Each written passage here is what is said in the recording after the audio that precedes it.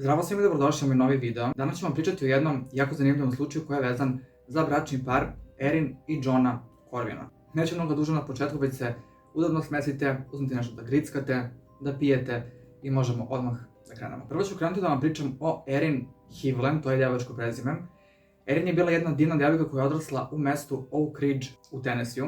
Njena porodica kaže da je bila jako brižna i nežna osoba, da je obožavala životinje, a pogotovo konje. Bila je bukvalno opsednuta konjima i dok je još bila jako mlada, kad je bila tinejdžerka, je krenula da ih dresira i jako je dobro išla, bukvalno je znala sve o tome. Kad je imala možda 11 godina, dakle bila je i dalje osnovna škola, Erin upoznaje godinu dana starijeg dečka po imenu Jonathan Corwin, zvaćemo ga John. Njih dvoje su postali jako bliski prijatelji, skoro su išli zajedno i bukvalno se nisu odvajali. Naravno, znate već šta sledi. Iz tog prijateljstva se rodila ljubav i kada ona imala 16, on 17 godina, ušli su u romantičnu vezu. Međutim, pre toga, John je otišao kod njenih roditelja da ih pita da li njihova ćerka može da bude sa njim i oni su rekli da može, jako im se svidao. Obe su bili jako romantični, pisali su pesme jedno drugom, slali su ljubavna pisma i tako dalje i bili su baš zaljubljeni. Iskreno, preslatko. John je nešto malo nakon što je završio srednju školu krenuo da radi kao mornar, marinac, kako god. A u novembru 2012. Erin i John se venčavaju, iako su bili jako mladi, imali su tipa 18-19 godina. Njeni roditelji su bili malo zabrinuti za nju, jer ipak to ozbiljna stvar, međutim nisu im ništa branili jer su vidjeli koliko se vole, koliko su zaljubljeni i tako dalje. Prosto, pustili su ih. U septembru 2013. mladi bračni par se preselio, krenuli su da žive u nekoj bazi marinaca, u smislu tamo su živjeli marinci jer puno rade i moraju da budu na tom mestu. Tu su skoro svi živjeli sa svojim porodicama i njih dvoje su imali komšije sa kojima su se družili. U pitanju su bili bračni parovi Connor i Aisling i Chris i Nicole Lee. Onako baš su se svi zbližili. Što se tiče Johna i Erin, u početku je bilo sve kako treba i dalje su bili jako bliski i dalje su se voleli. Međutim, vremenom je to krenulo da se menja. Čim vam pričam o svemu ovome. Krenuli su dosta da se svađaju, a razlog za to je bio uglavnom novac. John je krivio Erin kako mnogo troši, ona je krivila njega i tako non stop su se raspravljali oko novca. Ubrzo Erin saznaje da je trudna i oboje su naravno bili jako uzbuđeni, prekinuli su se tim glupim svađama jer su čekali da postanu roditelji. Erin je naravno svim živim ljudima javila da je trudna, objavila je to na Facebook, kako to uvek ide. Međutim, nažalost, nekoliko nedelja kasnije ona gubi bebu i naravno ne možemo ni da zamislimo kako se osjećala. I ona i John i svi. Erin je nakon toga krenula dosta da se povlači u sebe i ni sa kim nije želela da priča, da se druži, samo je ćutala i John je pokušavao da nekako dopre do nje, međutim uopšte mu nije išlo. Nije znao kako se ponaša, što da ih kaže i tako dalje. I tada su zapravo njih dvoje krenuli dosta da se udaljavaju, više nekako ništa nije bilo kao pre, nažalost. Međutim, nešto malo nakon toga, Erin je krenula da priča da se druži sa njihovim komšijom Chrisom Leeom. Sećate se Chrisa koji ima ženu Nicole, njihove komšije. Njih dvoje su stalno blejali zajedno, pričali su o raznim stvarima i Chris je iz nekog razloga bio jedina osoba koja je mogla da dopre do nje. Bio je šarmantan, zabavan i prijalo je njegovo društvo. Takođe on je patio od depresije, imao neke svoje probleme i stalno su se žalili i poveravali jedno drugom. I dalje su se na primjer onako svi okupljali, bračni parovi zajedno, kao i pre, međutim, Erin i Chris su sve češće krenuli da se viđaju odvojeno kada njihovi partneri nisu tu. Vremenom njih dvoje su postali baš bliski. Nije prošao dan, a da se ne vide, da ne popiju kafu i tako dalje. Sada bio je februar 2014. Chris i njegova žena Nicole su otišli kod Erin i Johna kako bi gledali zajedno novu epizodu serije The Walking Dead. Verujem da većina vas zna za tu seriju. Erin baš i nije bila ljubitelj te serije, jer prosto nije za svakog, nije volila taj žanar i otišla u sobu kako bi igrala igrice u spavaću sobu. U tom trenutku, Chris kreće za njom u spavaću sobu i ostavlja u dnevnoj sobi svoju ženu i Johna da sami gledaju seriju. Tada su u spavaćoj sobi Erin i Chris igrali igrice i u ovom trenutku su se naravno poljubili. Dok su u sobi pored blejali njen muž i njegova žena. Kao okej. Ovo dvoje bolelo uvo jer u smislu dugo su se već družili, znali su se, bili su bliski i verovatno im nije padalo na pamet tako nešto, nisu ljubomorisali i slično. Naravno, znate šta sledi, nakon tog poljubca Erin i Chris ulaze u romantičnu vezu, to jest u aferu, jer su varali svoje partnere. Viđali su se više nego ikad, naravno sami, bez svojih partnera, i baš su nekako duboko ušli u to da su krenuli da pričaju kako će ostaviti svoje partnere da bi mogli da budu zajedno. Planirali su budućnost. Da, tolika ljubav Erin i Johna i evo što se desi. užas. Nisam vam spomenuo da su Chris i Nicole imali dete, ćerku Liberty, koja je tada imala 6 godina. I tako je Chris stalno pričao Erin kako je njegova ćerka obožava, i kako će ona biti predivna maćeha i tako dalje. Prvo koja je krenula da primećuje da se nešto dešava je bila Nicole, Chrisova žena. Je videla da se Chris dosta udaljio od nje, više nisu imali odnos kao ranije i prosto žena to uvek zna i osjeća. To je se pretpostavljala da šara sa strane. Tako je jednog dana odlučila da pročita njegove poruke, da vidi da li je to istina ili ne, jer je dosta kopkala. Jednom dana je se ugrabila prilika da uzme njegov telefon i kada je ušla, krenula je da čita. Tada je naišla na poruke koje su razmenjivali Chris i Erin i u jednoj od njih je pisalo previše sam zaljubljen u tebe, lud sam za tobom i tako, mislim, nešto u tom smislu. Naravno, Nicole je pobesnala kada je pročitala te poruke, nije mogla da veruje što se dešava, jer je verovala Erin, ona je čak nekad dolazila da čuva njihovu ćerku, dugo su se svi družili i osjećala se jako loše. Mislim, naravno. Nakon toga je rekla Chrisu da je pročitala te poruke, rekla mu da zna za njegovu aferu s Erin i nastala je ogromna svađa, onako raspravljali su se bukvalno satima. U toku svađe Nicole je izašla iz kuće i otišla do kuće gde su živjeli John i Erin, jer su bili komšije. Tada je došla kod njih i rekla Johnu za njihovu aferu. Krenula da viče na Erin, pa je došao i Chris, nastao je bukvalno kompletan haos, drama i cijele noći su se svi svađali, svo četvoro. Nicole je čak u jednom trenutku zapretila Erin da će ubiti ako se i dalje bude viđala sa njenim mužem. Naravno, John je bio jako loše jer je upravo saznao da ga žena vara, međutim on je bio malo drugačiji tip, nije bio toliko glasan kao Nicole, nego koji je sve to držao u sebi. I nakon ove drame, ne znam zašto, oni su onako svi... John je ostao sa Erin, a Nicole je ostala sa Chris, nisu se ni razvijali ni ništa, a Chris i Erin su odlučili da prekinu svoju tajnu vezu i da se posvete svojim brakovima. Međutim, možda 2 nedelje kasnije, nisu mogli da izdrže i nastavili su da se viđaju, ali su znali da neće moći još dugo, jer je Chris iz te baze, gde su živjeli Marinci, morao da ode u julu 2014. Mislim, on je tu došao zbog posla kao i svi ostali. Svakako nešto malo pre toga, Erin saznaje da je ponovo trudna, međutim iz nekog razloga nije mogla da se raduje toliko kao i prvi put, jer nije znala čije dete, da li Chrisovo ili Johnovo.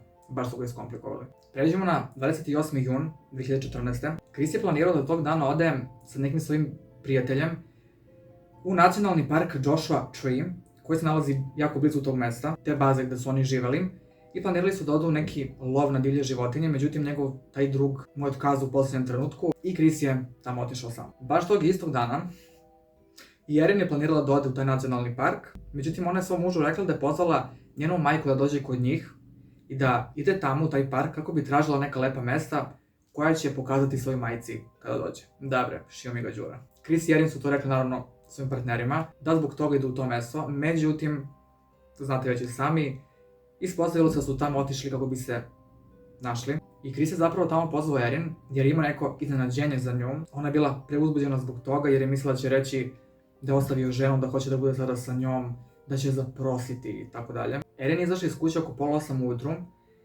i otišla u taj nacionalni park kako bi se našla sa Chrisom, međutim njen muž John je par puta pozvao u toku dana, ali mu se ona nije javljala. Prošao je cijel taj dan, došla je noć i ona se dalje nije vraćala kući i nije odgovarala na poruke. Johnu naravno to bilo jako čudno jer nije ličilo na nju, nikada to nije radila i nakon toga odlučio da pozove policiju i da prijavi njen nestanak. Da, policija je došla do njega, on im je dao sve informacije, rekao je gde je Erin otišla tog dana. Policija je prvo pomislila da se možda negdje izgubila, jer je u pitanju bila pustinja i čovjek lako može da se izgubi ako ne zna to mesto, ako ne koristi mapu i tako dalje. Naravno kreću odmah u potragu za njom, otišli su do Joshua Tree parka i tamo pronalaze njen auto, međutim nje nigde nije bilo. Prvi na listi osumnjičenih je bio naravno njen muž John, to uvijek tako bude. Misli su da on ima neke veze sa tim, međutim, svi ljudi koji su ih poznavali, koji su živjeli također u tom mestu, njegove kolege, su rekli da je on cijelo dana bio tu, da je radio i da ima alibi. Nakon toga policija ispituje sve koji su živjeli tu, njihove komšije, i čuli su za aferu koju je Erin imala sa Chrisom, njihovim komšijom. Čuli su čak i da je trudna, ili su pričali da to možda Chrisovo dete, a ne Johnovo i tako dalje. Tako su otišli da popričaju sa Chrisom, inače on je bio kod kuće, vratio se iz tog nacionalnog parka i pitali su ga da li zna Erin, iako je zna kada je posljednji put video. On je tada rekao policiji da je ne znam, da su bili samo komšije, da su se tako družili ponekad i da se ne sjeća kada je posljednji put video. Policija je tada vidjela da laže, jer su prosto znali za njegovu aferu sa njom, pa su ga možda 2 dana nakon toga pozvali u stanicu kako bi ga malo detaljnije ispitivali. Tada su mu rekli da znaju za njegovu aferu sa Erin i da znaju da je ona možda trudna sa njegovim detetom i tako pod pritiskom priznao da ima aferu s njom, međutim rekao je da nikada nisu imali odnose, već da su se samo ljubili, mazili, pričali i tako dalje. Da. I da to dete nije njegovo jer nisu spavali, već da je Johnovo. Njegovo ispitivanje je trajalo satima i policija mu je rekla nešto u smislu da znaju da je bio sa njom tog jutra, da se našao sa njom kada je nestala. Iako nisu znali, nego su pretpostavljali, samo su želi da ga navedu da kaže istinu. Dakle, samo su lupili to. Međutim, John je dalje negirao da se našao sa njom tog dana i da je bilo što uradio. Mislim, oni su znali za priču da je tog dana otišao u nacionalni park u lov, međutim, kako je baš tog istog dana njegova ljubavnica Erin nestala baš u istom mestu. Naravno da nešto nikako treba. Mislim, mi već znamo da su oni bili zajedno, ali policija dalje nije znala sa sigurnošću. Policija je nastavila sa potragom, prečešljan je svaki mogući ugao tog mesta, tog nacionalnog parka, na stotine volontera je pomagalo policiji, međutim, bukvalno ništa nigde nije bilo. 16. avgust je bio poslednji dan kada su tragali za Erin. Nakon toga su planirali da, nažalost, prekinu potragu, jer prosto bilo je leto,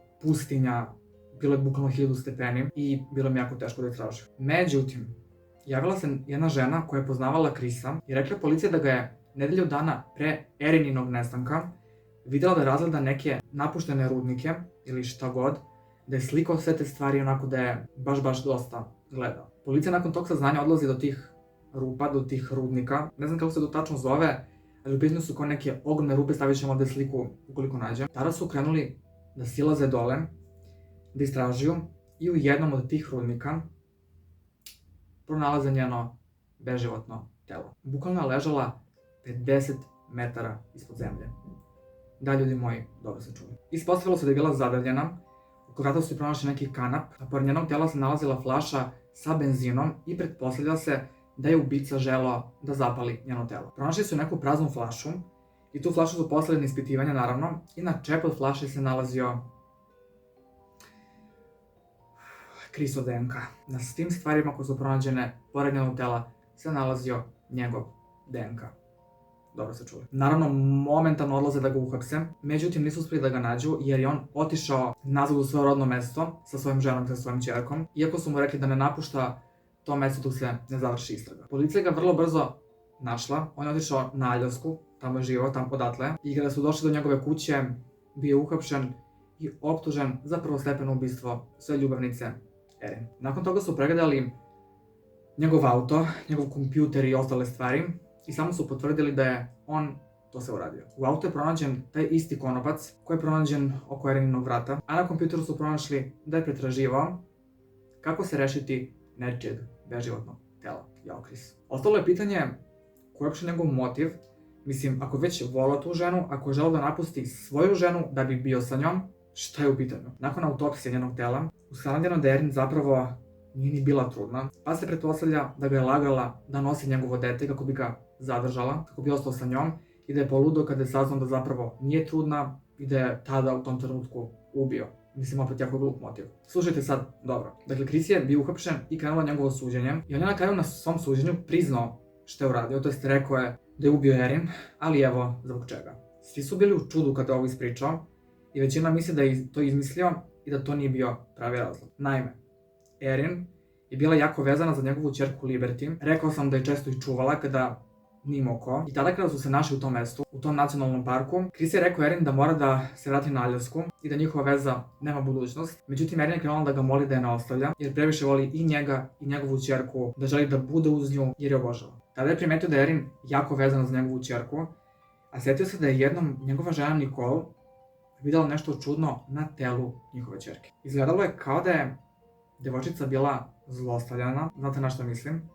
Kao da je neko dirao, pipkao i tako dalje. Užas. Tada je Chris pitao Erin da li je ona zlostavljala njegovu ćerku kada je čuvala i ona je navodno priznala da jeste.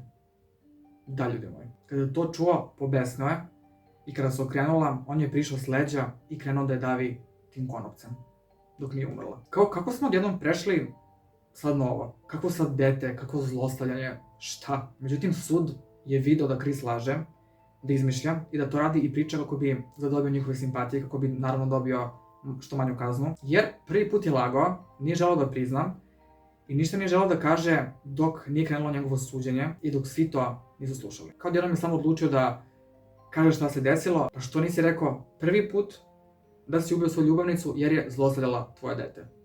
Ne znam što da mislim. Svakako na kraju, Chris je u novembru 2016. bio osuđen za ovo što je uradio i dobio je doživotnu kaznu zatvora bez mogućnosti pomilovanja. Ako se pitate što se dalje dešavalo sa njihovim partnerima, bliskim ljudima i ostalo, njena majka jednom izjavila da ne može da veruje šta se desilo i da Chris nije morao ovo da uradi ako je želeo da pobegne od svojih problema. Naravno, mislim. U smislu, to je sve moglo da se završi na drugačiji način. Njen muž John nikada nije davao izjave nakon ovoga i ne zna se šta se desilo sa njim i gde se sad nalazi. Takođe, Nicole, Chrisova žena, se uopšte nije ni pojavila na suđenju i ne zna se gde je sada i ona ne daje nikakve izjave. I eto, ljudi moji, to vam je to. To je bilo sve za ovaj slučaj, sve za današnji video. Pišite mi kako vam se čini sve ovo, šta mislite o svemu ovome, šta mislite da se desilo ovde i zbog čega je Chris ubio ženu koju je navodno toliko volao. Ne znam, meni nije jasno. Eto, to je bilo sve za danas, a mi se vidimo vrlo brzo u novom videu. Bye!